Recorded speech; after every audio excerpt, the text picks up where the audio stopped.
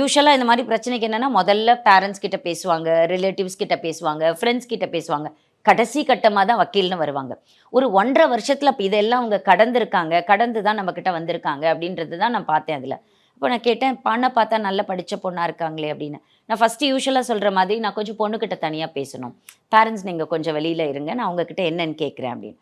So அப்போ அந்த பொண்ணுக்கிட்ட கேட்டும்போது சொன்னாங்க, இல்லை மேடம் அரேஞ்ச்டு மேரேஜ் தான், எனக்கு பிடிச்சி தான் நான் ரொம்ப கல்யாணம் பண்ணினேன். பட் அந்த வீட்டுக்கு போன உடனே என்னாச்சு அப்படின்னா, அவர் வந்து நான் காலையில் எழுந்திரிச்சாரு அப்படின்னா வந்து எழுந்திரிச்ச உடனே நேராக அவங்க அம்மா பார்க்க தான் போகணும். என் அம்மா முகத்தில் தான் நான் ஃபஸ்ட்டு முழிப்பேன் நான். இவ்வளோ நாள் நான் அப்படி தான் இருந்தேன், அதனால் நான் என் அம்மாவை ஃபஸ்ட்டு பார்க்க போகணும் அப்படின்னாரு. சரி நானும் வந்து இது கொஞ்ச நாள் ஆகும், சரியாகும் அப்படின்னு நினச்சேன். அப்புறம் என்னாச்சுன்னா, சாப்பிட்டா கூட எங்கள் அம்மா தான் போடணும் எனக்கு. எங்கள் அம்மா செய்கிற சாப்பாடு தான் எனக்கு நல்லாயிருக்கும் அப்படின்னு அவர் ஆரம்பிச்சுட்டே இருந்தார்.